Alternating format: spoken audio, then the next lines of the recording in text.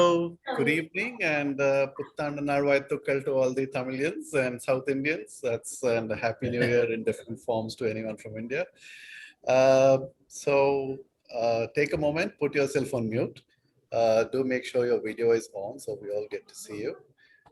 As usual, this is going to get recorded. So by continuing, you are consenting to that and the use of this on social media, etc. Please do use the chat function while you're on mute so you can continue to communicate with everyone or send private messages. And I think I've got it all. Over to you, President Dinesh. Thank you, Vineet. Very good evening to everybody. Everyone, may I now call the meeting to order. Thank you, Vineet. Okay.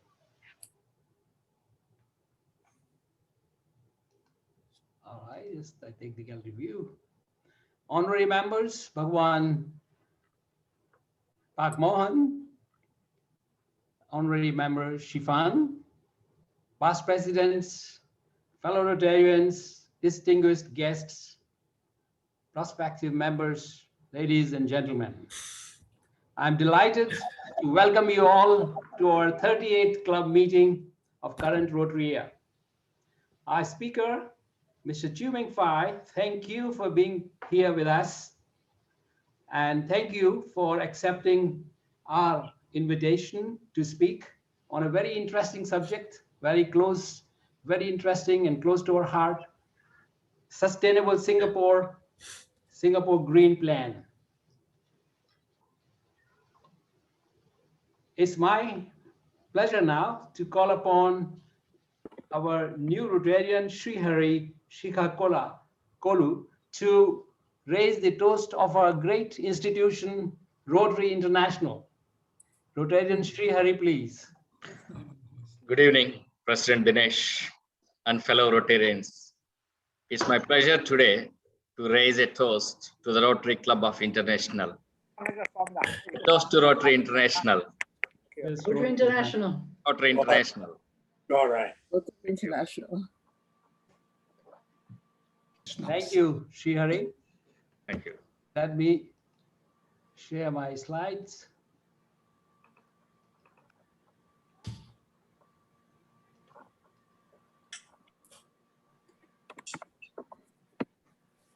Right, may I call upon our honorary secretary, Bridget, for club announcements, if any?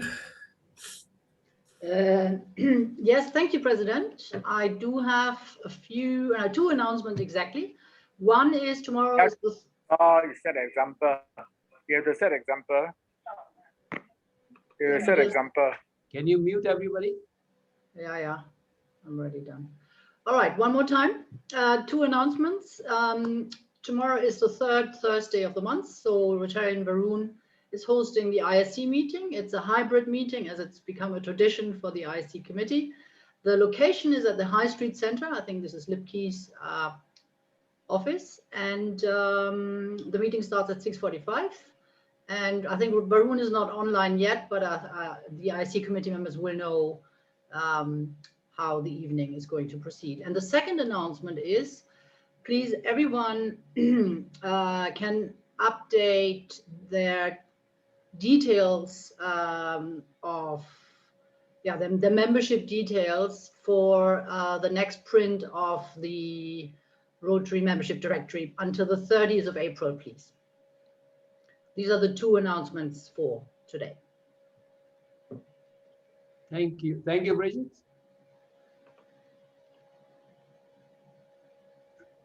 Birthday celebrants. Dr. Hans Schneiwin, 14th of April, that's today. I think he's not present. Pia Bruce, 15th of April. Paul Fua, 15th of April. Dr. Devakumar Nair, 17th of April. Dr. Suresh Mahtani, 18th of April. Fellow Rotarians, please join me in wishing them very, very happy birthday. Thank you. Wedding anniversary celebrants, we have Andy and Akiko, 16th of April, that's tomorrow. Bruno and Adriana, 18th of April, Bruno's here. Vijay and Kala, 20th of April. We wish you a very, very happy wedding anniversary. Thank you, Bruno, you're here. Okay, let's move. What's happening? I think it's back after a gap. And our club remains vibrant in serving community, responding to disasters and fellowship as well, despite COVID restrictions. I'm going to give you a little glimpse of what happened in last couple of weeks. Food from the heart. I think we have been serving food to the residents for last almost 1 year right from the beginning, and we have our volunteer Rotarians going there at the Block 4, North Bridge Road, and we work here with Rotary Club of Jurong Town, Queenstown, and Rotary Club of Tanglin. And this starts at 9 and one batch at 9 o'clock, and then at 10, and it ends in a good fellowship. So we have been doing this for a couple of months, and now Rotarian Kannan has taken charge to lead this group for next 2 years. And what they're going to change, they are going to assess the needs of all the beneficiaries in this block to know really what they really need. Are they happy with what they are receiving, and make some changes. So that's being organized by our community service. The next, Rise Against Hunger, that does not apply to Singapore. So we had on 27th March, this was a project, a supply of food planned for Timor and Cambodia, but due to the COVID restrictions, we had problem in delivering it. So it was decided that this will be rearranged and delivered from Indonesia. And what do we do with this? Our Rotarians came with good idea and delivered this food to the daily wage workers in the dormitories. We were not allowed to go there, so they found a way how to do it. And at the end, all the workers were very happy to receive the supplies. And I must really thank two of our Rotarians who took this initiative, Rotarian Mukundan and Rotarian Srihari. And our thanks to past President Lipke for the initiative to organize this. Willing Hearts, I think all of us know we have a major project for Willing Hearts, but we have been providing voluntary service for quite some time, normally on Saturdays. And this was on, I think, 3rd of April. Rotarians were there at 6:30 a.m. helping in the kitchen. You can see on the left-hand side, cutting vegetables for preparing food. And as usual, it ends up somewhere, a fellowship with breakfast. Again, this is again Willing Hearts. See the willing Rotarians serving there. Blood donation drive happened on 4th of April on Sunday at Sindhu House. And this was different this time. It was a lot of enthusiasm. Our young Rotarians, newer Rotarians, they were all there with full force. And you can see here, donating blood, saving lives. This was on Sunday, 4th of April. And we have a Rotractor, Beatrice, also donating blood, and it was done very well. On 4th of April, we got a news. Sorry, just a moment. Okay, there was a torrential flooding causing destruction in Nusa Tenggara, Timor, Indonesia. I think we responded immediately. Thanks for all the Rotarians who donated some funds required for immediate use, and these were transferred immediately to alleviate at least some of the problems being faced. And the response was immediate. And we also got a certificate of appreciation. This was done through Club of Bali Kuta. I would like to really thank our Director, Arena Community Service, and Director Varun Gulati, ISC, for carrying out all these activities, community services, faster response. Thank you very much. And we still carry on our fellowship despite all restrictions, and that's our, we call them Jolly Walkers. And there was Sunday again, and we had 22 Rotarians and spouses walking along the Kalang River, exploring the greenery in Singapore, and that very much matches with today's topic, which you will hear later. And this has been happening almost every week. And again, we have a fellowship on a breakfast somewhere, but we make sure the group does not exceed number 8. So we follow the restrictions, and you can see our Rotarians having great fellowship while having a healthy or jolly walk. So we could see the activities in the last few weeks. We have also done several activities or several decisions which are long-term. Due to lack of time, I will present them in the next week. Major project. It just once again appeal to all the members to donate for the club's major project, and which we are providing the kitchen equipment to Willing Heart to increase their capacity to 20,000 meals per day. I would really like to thank all the Rotarians who contributed the last week or from Thursday to this Wednesday, and the names are here. We are already halfway, 82,413. We have to raise $160,000. I'm pretty confident this will be done before the end of this month. List of donor will be updated every week. Donation amount will not be indicated.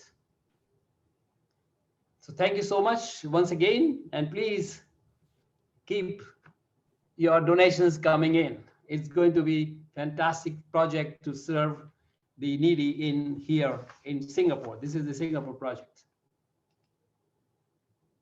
Third physical meeting, and I said every month, the last Wednesday will be a physical meeting, and we had pretty successful 2 meetings, 23rd of February, which was WUPD also, and then on 31st of March. The third will be on 28th of April.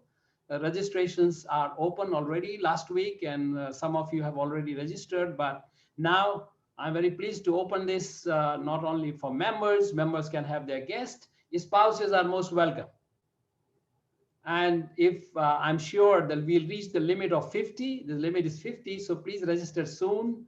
And if it goes beyond, we will open it on Zoom. So this becomes a hybrid meeting as we had last 2 meetings, and then you can still log in this today. But let's make this, let's reach this number, and we have a good speaker. It'll be a nice program, and all of you, I'm sure the feedback is very positive. At the Pavilion, Conrad Centennial, Singapore. It's a nice function room where we have this meeting. We're back to Kaifer. Know your fellow Rotarian. And today, our fellow Rotarian is none other than Rotarian Ronald Wong. Ronald Wong joined the our Rotary Club on 9th November 2011. He is partner in financial and accounting advisory services in Ernst & Young. Without further ado, I will now call upon Rotarian Ronald Wong to tell us about himself. what we do not know about you. Rotarian Ronald Wong, please. President, can you stop sharing your slides? Yeah, I have done, please. Good. Yes.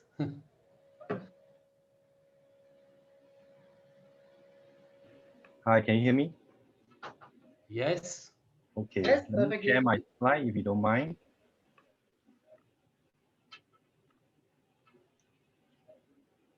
Can you see my slide? Yes. Hi. So so thank you, President Dinesh. My name is Ronald. As mentioned, I joined about 7-8 years ago. And the reason why I joined Rotary was that Rotary has always been in my family. My father was a Rotarian and also a past president. And when I was young, I used to follow him around on projects, providing community service projects, giving food to the needy. And also the other part about Rotary is about fellowship. So there were a lot of fellowship that was being held, and I was always asked to stay away and not participate. And I was always watching from the side. But when I was watching from the side, one thing that struck me is that the closeness of the Rotarians and coming together to do projects stuck with me through the years, right? So when I started work, I thought that I should follow the same footsteps, and that's the reason why I joined Rotary. So as a career itself, as mentioned, I'm a partner with Ernst & Young. I look after the financial accounting advisory practice here in Singapore. And what I do is really to look after the finance organization, helping clients, to streamline the processes, as well as to help with digitization to make the finance process more efficient. But really, I mean, family to me is important, and I think Rotary values does encompass that. So let me just share. So this is my family on the screen. You can see. So my wife is Joyce. My oldest daughter there is Colleen. She's in Sec 3 right now. And then my son, who is in Sec 1. And then my youngest sitting right there on my lap is in P2. Her name is Kalina. So I think, one thing, like I said, in terms of value of Rotary is family first as well. And hence that's why, it resonates with me. And that's the reason why, or one reason why I joined Rotary as well. Now, on the personal front, I think those who know me, I've always been in the community service as well as the youth service committee, chaired the two committees before. And again, it's very close to my heart in terms of all the committees. And the reason why is because community is here in Singapore. So the community has brought me to where I am today. And hence, I think that I have to give back to the local community. So that's the reason why I joined CSC. And the other one on YSC is that the youth inspire me. And really, I think it's my duty to help the youth in terms of building up their leadership so that one day they can continue the same path towards Rotary or any other organizations that give back to the community. In terms of hobbies, myself, for those who don't know, and I think earlier on Jasper said that, to provide some secrets. So nothing spectacular, but I actually am an avid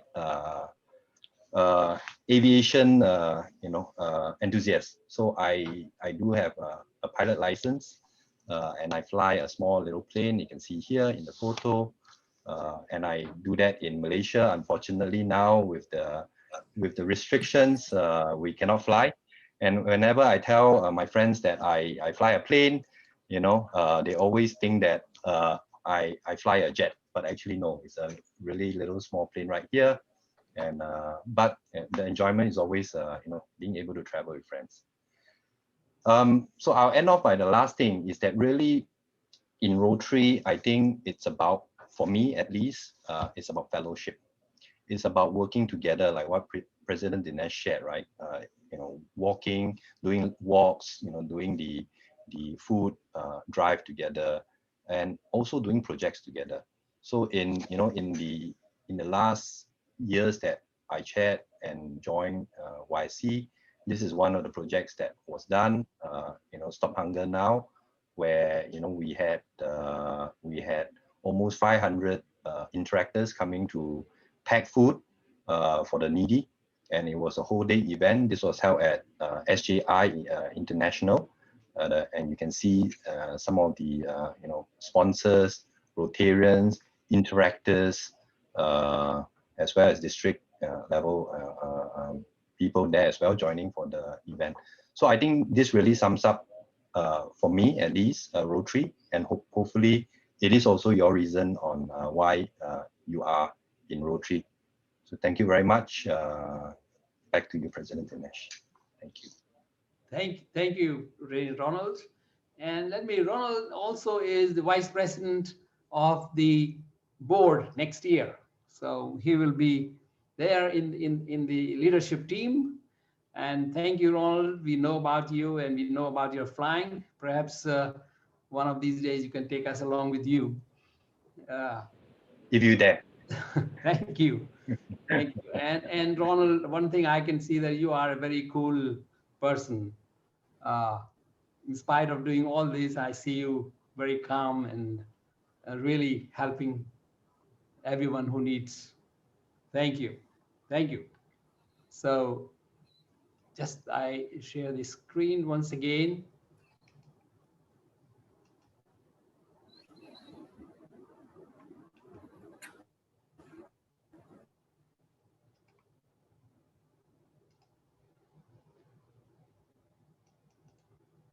Okay, so now is time for our guest speaker.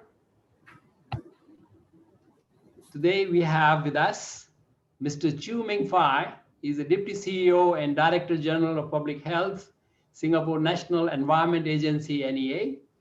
And the topic is Sustainable Singapore Overview about the SG Green Plan.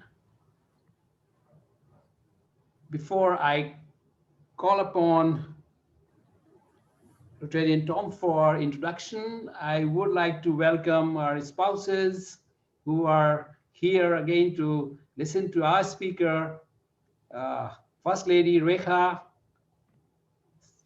Mamta, Prabha, and Rajni are here. Welcome. And now I will call upon Rotarian Tom Wolf to introduce our speaker, Mr. Chew. Rotarian Tom, please. Dear President Dinesh and dear fellow Rotarians, carbon is a new currency of the world. Corona pandemic is nothing against the impact of carbon emissions on the future of our children and grandchildren. I feel honored to live in Singapore, in a city who cares for its citizens and the next generations more than any other city and country in the world. But who is responsible for building the future for all of us?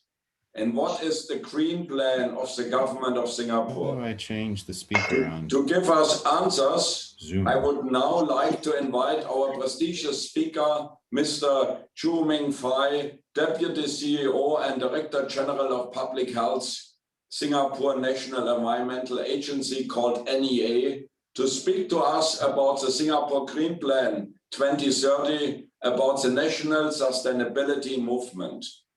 He has been with NEA for more than 9 years now, working in roles serving the public health sector in Singapore, which includes vector control and sanitation, environment technology, roadmap development, and developing strategic priorities for NEA. His previous appointment with Economic Development Board, EDB, also spans across more than 10 years of service in helping professional service business in Singapore. He has graduated from University of Chicago with Bachelor of Economics in 2000 and a Master of Social Science in 2001.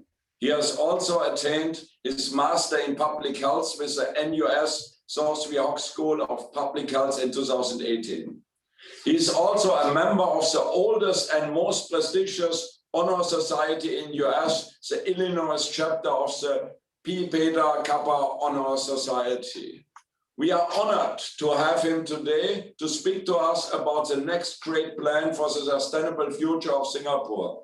Please help me to put our hands together and welcome Mr. Chew Ming Fai. Thank you, Tom. And Mr. Chew, please. Thank you. Thank you for the kind introduction, Tom. And good evening, President Dinesh, members of the Rotary Club of Singapore. I hope everybody can hear me well. Yes, Yep. Give me a thumbs up. Okay, great.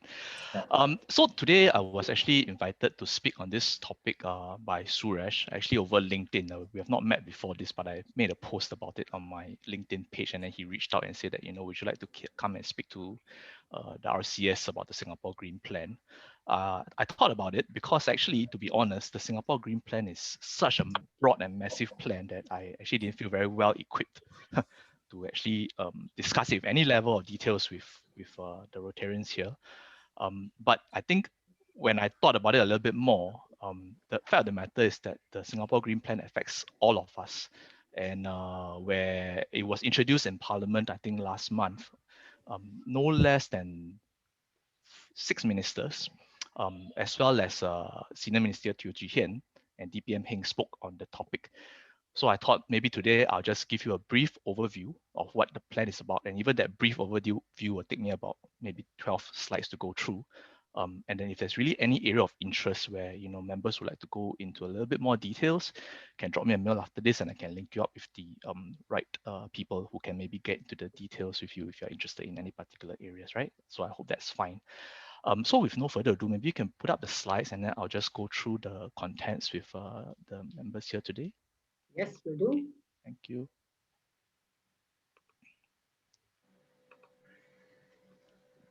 So, can everybody see the slide? Yes. Okay, that's great. I can see it too.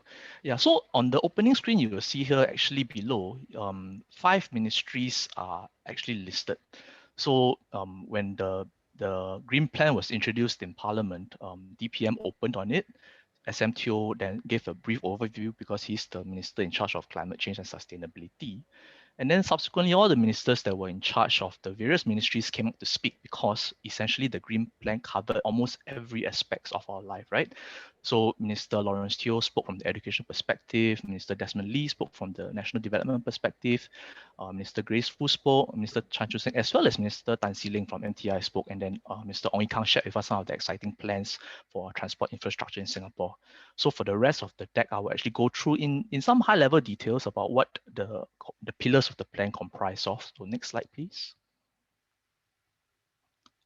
Yes. So essentially, the Green Plan has a timeline to it. It sets out our national sustainability agenda over the next 10 years or so on how we intend to actually put together all the various pieces that Singapore has on sustainability into one SG Green Plan. And essentially, this plan rides on some of the efforts that have already been in place over the years. So some of you may know there was actually a Sustainable Singapore blueprint that precedes this that has various pieces of what I'm going to share. But actually, I think what we have put in place now is a lot more detailed. And I think there's a lot more commitment and belief that actually we have to do this because as we know, I think climate change, global warming are existential threats. And if we don't have a good plan in place for both mitigation as well as adaptation, we will be in a lot of trouble down the line. Already with a disease like COVID, we have seen how some of the preparedness that the government has put in place and what some of the mindset that the public has actually helped us a lot, with getting us through what was a very difficult year last year. I think if we were to see the 2 degrees, 3 degrees, or even 4 degrees rise in temperatures in the next 50 to 100 years, it will be a much more challenging problem for us. So the plan has to be bold, it has to be balanced. At the end of the day, it will take all of us working together to achieve it, right? Next slide, please. So there are 5 pillars to the Green Plan, right? Talking about city in nature, where some of the exciting developments on more green spaces will be actually implemented over the next 5 to 10 years. There's also an element of sustainable living where we talk about reducing carbon emissions, keeping the environment clean, being more efficient in how we use our resources. The third pillar on energy reset is to make greater use of cleaner energy, sustainable energy like solar power, and how we intend to do that across the island. Fourth is really to unleash the opportunities we see for the economic growth of Singapore. As more opportunities, or rather as more initiatives are pushed out across the world for green sustainable development, we strongly believe that there's actually opportunities for the private sector as well to synergize with us and at the same time leverage Singapore's, we hope, increasing reputation for being a leader in sustainability to tap on these opportunities out there globally. And then lastly, really, I mentioned about existential threats. So some of the plans that we put in place also have a keen eye on the future. Should there be some of these disruptive changes coming our way, how best can we adapt to those changes? And then, of course, this has to be done not just by the government, but really it will take a whole of Singapore effort with the citizenry being actively motivated, engaged, and having a good understanding of what we're trying to do and why we need to do this. And that's why, I think talks like this are quite useful to spread the message. Next slide, please. So on this slide, you will see actually the first pillar, really very exciting developments. I think President Dinesh mentioned earlier that, we are seeing a lot more interest in green spaces in Singapore because of the COVID lockdown. But I think over time, there is a need for us to carefully cultivate and to increase the amount of greenery that we will have here in Singapore. Well, for one, it's because, we know that trees are able to sequester carbon dioxide, right? And I was actually told that, Singapore, our contribution to greenhouse gas emissions is actually quite small. We contribute about 0.1% of global greenhouse gas emissions. But the truth is that, the other 99.9% of emissions globally has an impact on us. And therefore, no matter how small the contribution, I think we still need to be able to take a leadership position on this and essentially at the same time, right, improve the living environment. So we see here more trees, more green spaces, and they were even able to articulate that every household will be within a 10 minutes walk from a park by 2030. In fact, when Minister Desmond Lee was speaking about this in Parliament, he actually misspoke and said that every household will be within a 10 meters walk from a park by 2030, which of course he corrected himself later on. But essentially, that's the kind of density that we hope that people can appreciate, that you really have that ability to kind of access nature literally within a 10 minutes walk from where you stay. Right, and then some of the other things that you see below there, this will include how do we integrate nature better into the urban environment, how do we strengthen the connectivity between green spaces, because at the end of the day, we are still very much urbanized country, island, and we need to be able to kind of fit these green corridors and green spaces into all the other conflicting uses that we have and to be able to integrate them well. All right, next slide, please. On sustainable living, and this is where actually NEA plays, I guess, a more driver seat role, because we are looking at how we can pursue a circular economy.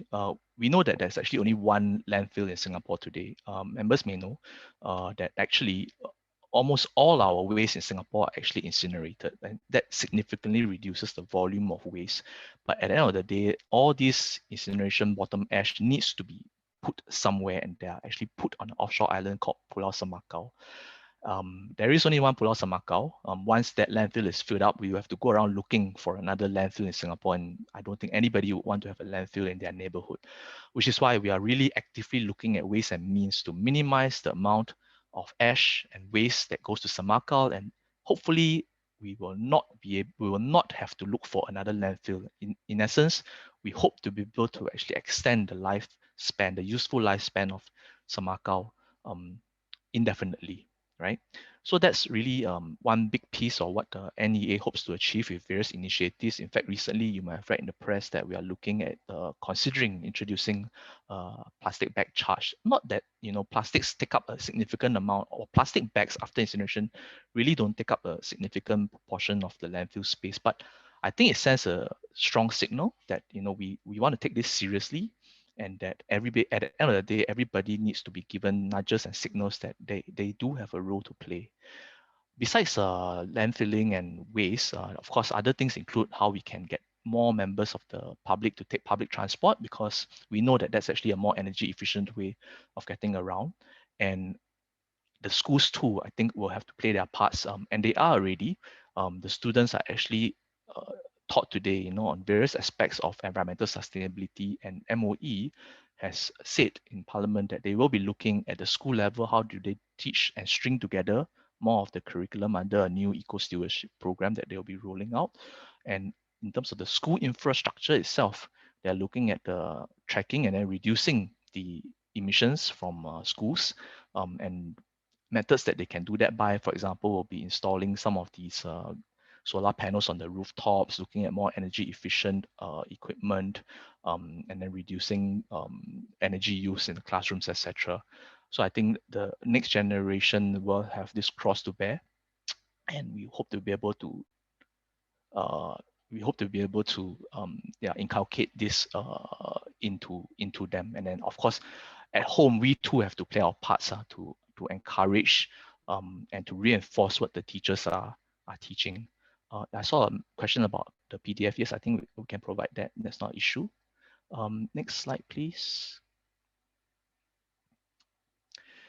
On the energy reset. Now, today, actually, one challenge that Singapore faces is the fact that we are actually very land scarce, and the potential for reusable energy is actually much lower than other locations where they might perhaps have geothermal energy or tidal energy or energy from dams, or even space for large solar farms.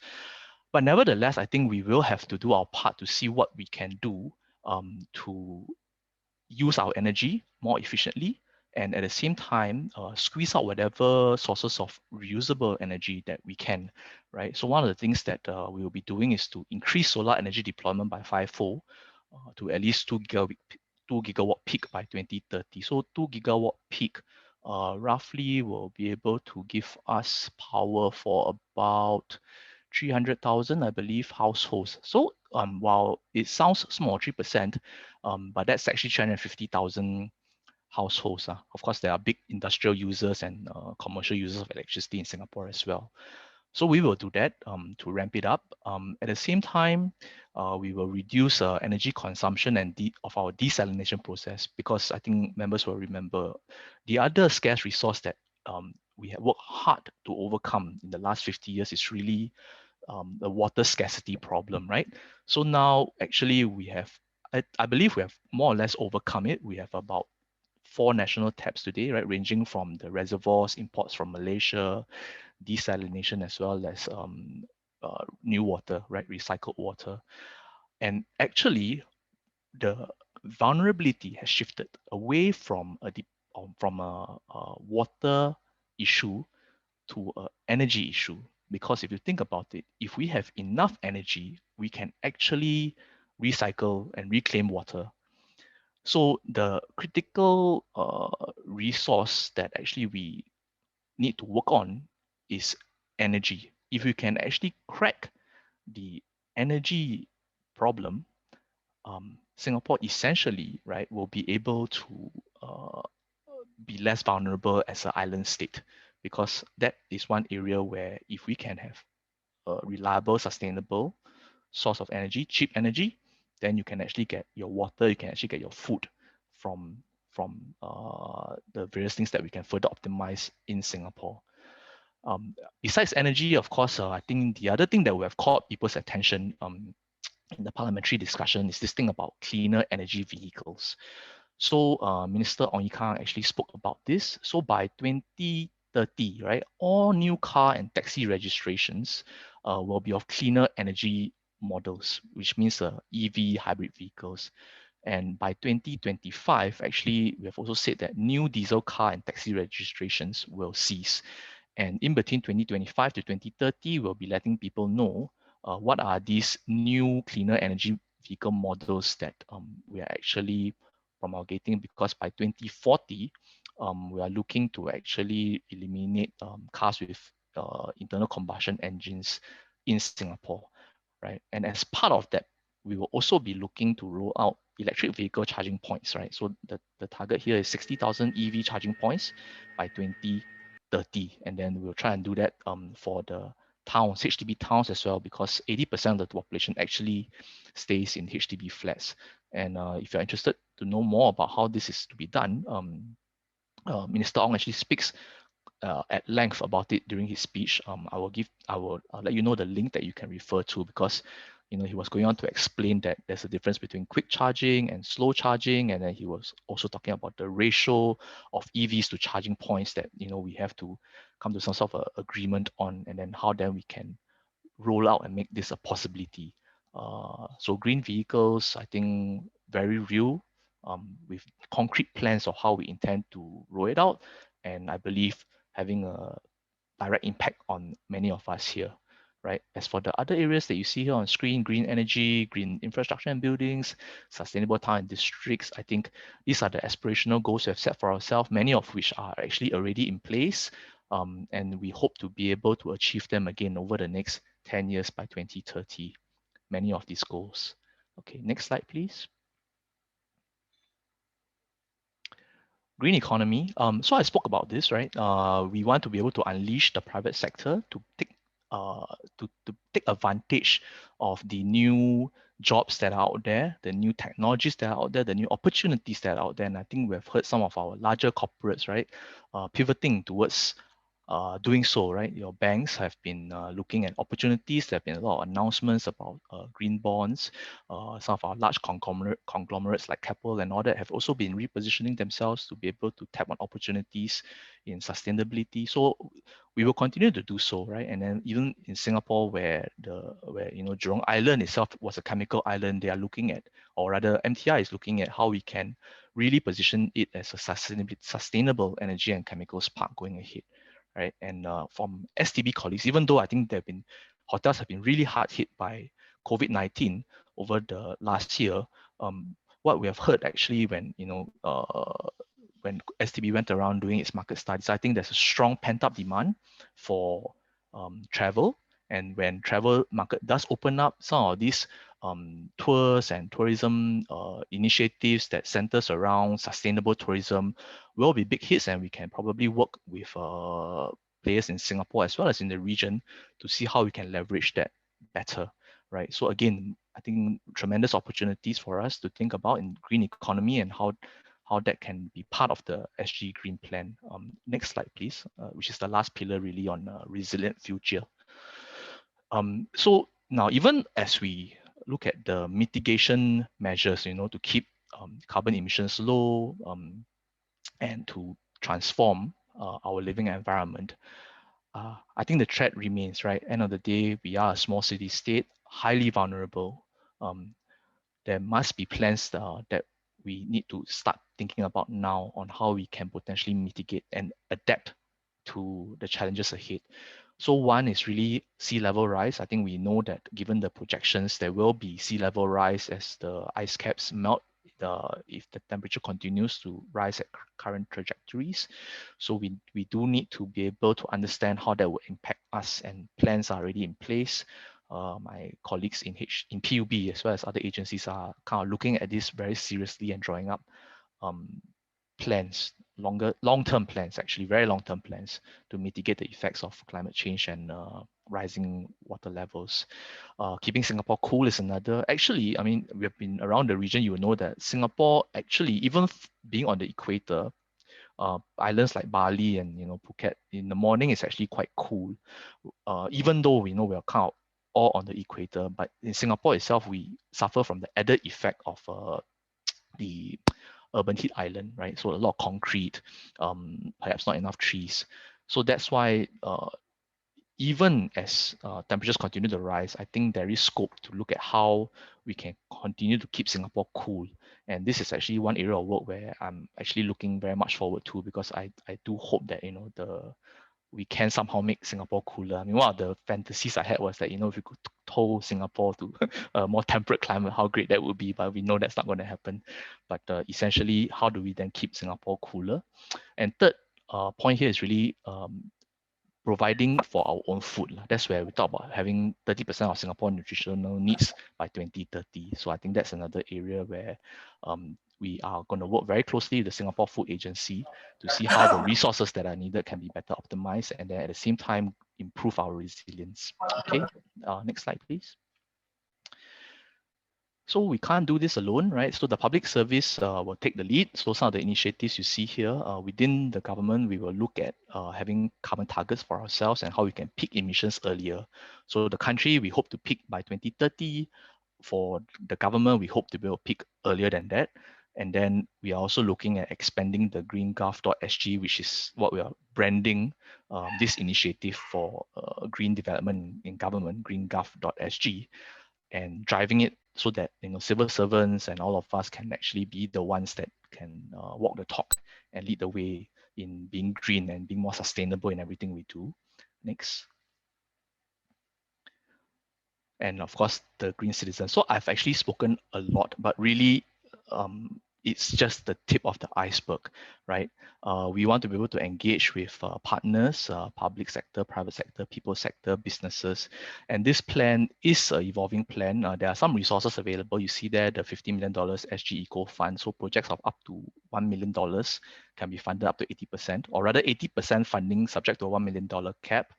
Can apply for funding under that for sustainability initiatives. And the various ministries actually will be leading more of these green plan conversations going ahead, where the real experts will be able to share more on the things that I've spoken about earlier. So what I've said earlier is based on my very superficial understanding of what the various ministries and agencies are doing. And the whole idea here is to really get people excited, to get them engaged, and to start thinking about how to partner with us and with each other to drive the SG Green Plan. Right, next please. Right, so as individuals, I think you have seen this before. Really, how do you save water? How do you take public transport to cut down on carbon emissions, contribution to carbon emissions, right? Turning off the electrical appliances. So these, and then on food and not wasting, right? Doing the 3 R's and basically being very conscious about, not wasting. Only take what you need, buy what you need, eat and order what you need. So all these things are, I guess, at the individual level, all of us can play a part. I mean, the individual contribution may be very small, but my day job is really keeping Singapore clean. Actually, that's the way I frame it.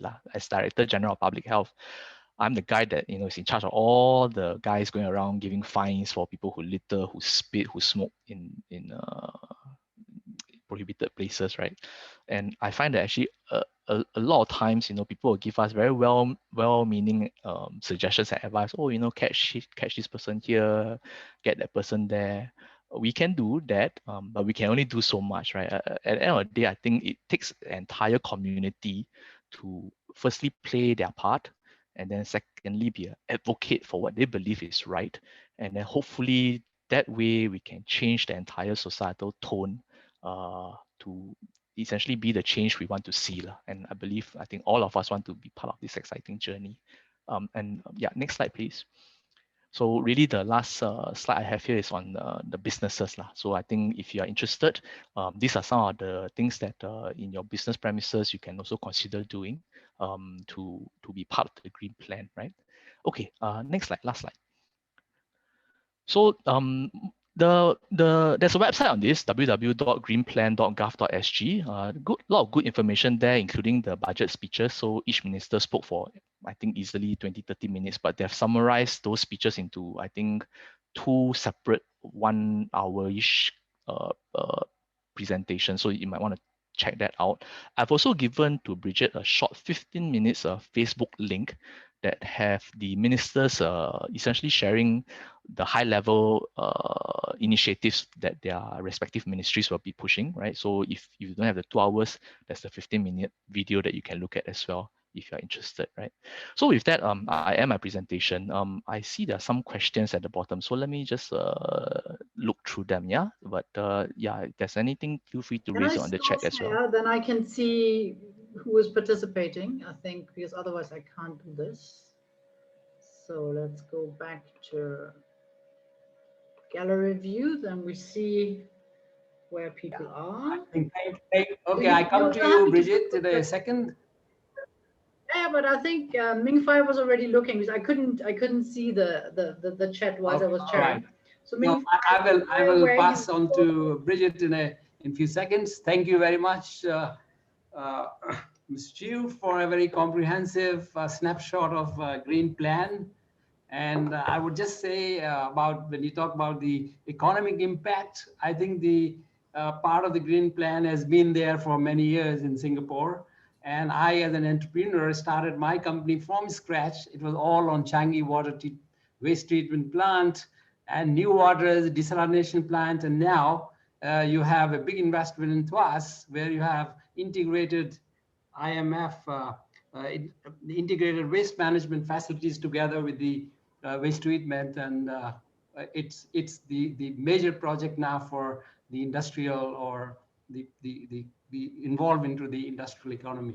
So it just to give you, and there's going to be a much more economic opportunity out of this, other than, of course, and I see your Singapore is going to be, as a country, ESG compliant, looks like. So now I'll pass it on to Bridget for Q&A coordination. Bridget, please.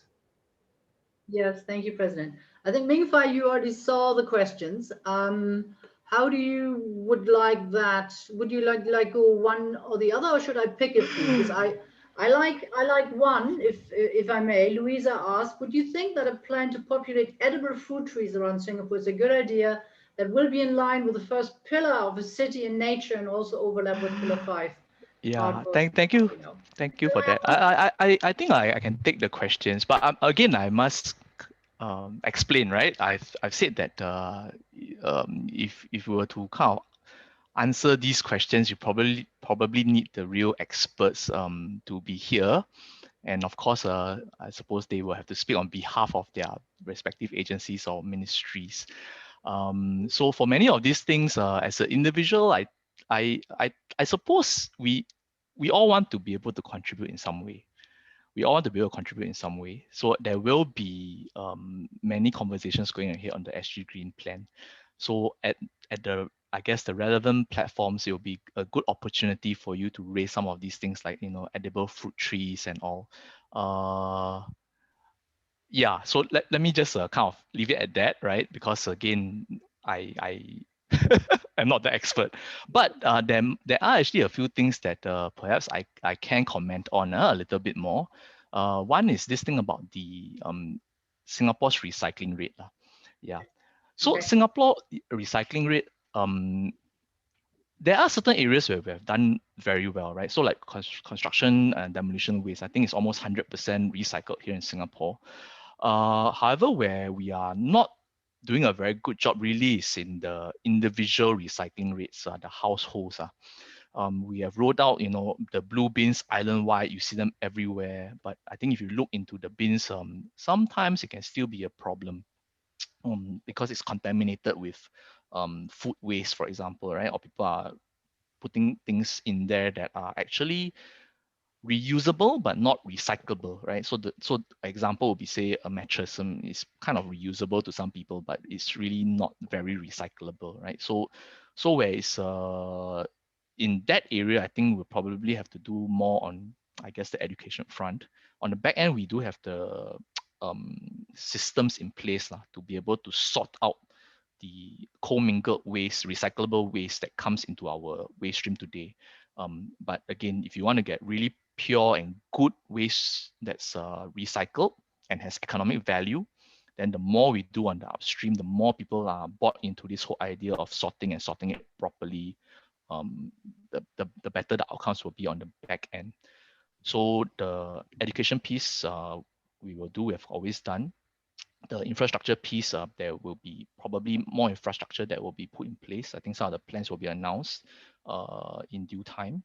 In terms of the bins, you have already seen it being rolled out island-wide. So really, some of the ideas there then is that we have been trialing more efficient way of actually clearing the bins. So today, most of it is actually manual emptying of the bins, but we have been trialing out one-man operated vehicles where essentially the arm will lift the waste bin automatically, so you can cut down the number of workers that's there clearing these bins. So I think the recycling rate from a commercial perspective, we have also rolled out plans for the commercial premises to report on how they handle their waste. So that's, I think, will be a more significant game changer. And the last thing I really want to share is that we have rolled out the extended producer responsibility framework. So in the past, we've always been asked, oh, where do I throw my batteries? Where do I throw my lamps? Is there a place where I can actually recycle my electronics? So with the EPR framework that's going to be in place by the end of this year, producers are actually responsible now to have a take-back mechanism. So let's say if you buy a TV or if you buy a fridge, right? The person that you buy it from is then kind of obliged to take back your original existing fridge at no cost to you. Yeah. So things like that we have put in place. So as a systems, we hope that will again help to drive up the recycling rate in Singapore. Can I just add, because you mentioned that in your presentation that you consider, or the government is considering, to putting a fee on plastic bags. I'm just trying to kind of come from recycle to avoid. Is avoid not better than recycle? I mean, the amount of plastic bags which are still used, and I mean, it's a given. I don't see many people actually taking their own bags more than before. But and then also when you go to the hawker stores and people do buy takeaway still in plastic containers, right? I think this is where the bottom actually starts. I mean, well, what's your view in terms of is it possible, because it's a broad amount or a broad kind of group of people who are still used to this, right? Yeah, I mean, certainly, we had a few rounds of citizens work group where SMS Senior Minister of State Amy Khor actually chaired sessions with members of the public who are interested in the issue. So I think this thing about avoiding certainly came up. But again, we are dealing with people, right? And there will be different types of people that respond to different things. So where we appeal to people higher self-interest and they respond, that's great.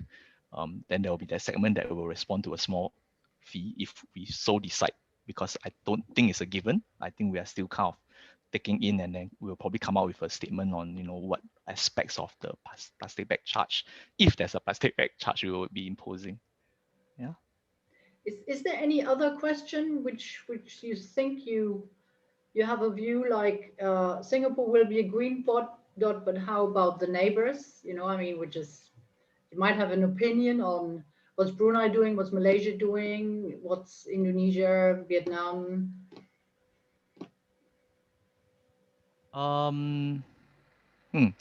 Actually, the neighbors. I mean, honestly, actually, they actually have huge forests, right? Some of our neighbors have huge forests, and those are actually carbon sinks. So actually, for them, if you think about it, for them to be a net zero economy is a lot easier than it is for us, and may even be that they are already net zero economies. I don't know, right? So I think we all just have to do our part to be able to mitigate climate change. Governments around the world, I think, have a not just a moral responsibility, I think it's an existential threat for many countries. So we all have a responsibility to see what we can do. And then as a member of this international community, what Singapore can do to influence. And I think we will do that for many, many, many good reasons, which I mean, you can see it actually kind of is embedded within the SG Green Plan as well, right? There are existential reasons, there are economic reasons, there are reasons of just public health issues even, right? I mean, we know that say haze, right, is something that affects our health if we don't kind of take care of it and work with our neighbors to also tackle it more holistically. So I really think that we do have a stake in this, and that we will work with our neighbors on how we can best achieve this. I mean, another thing that I do see quite a bit of really is the issue of litter washing up on our shores, right? So every time the monsoon period comes, northeast monsoon, you will see your beaches on the northeast side, Pasir and all that getting very polluted. And then, when it's the southwest monsoon, you will see east coast getting very dirty. And what happens in our neighbors the impact is felt by us, and then that's why we have to work with them. Great. Is there, because I see there are quite some specific questions which is related to the IPCC project and 2060 target. I think we should probably leave this to the real experts. So is there anything else you see in the chat where you say, I like to have a view?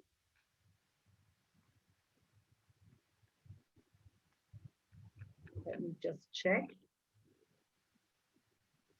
Mr. Ming Fai, you spoke about the electrical vehicle 60,000 points, EV points you're going to have.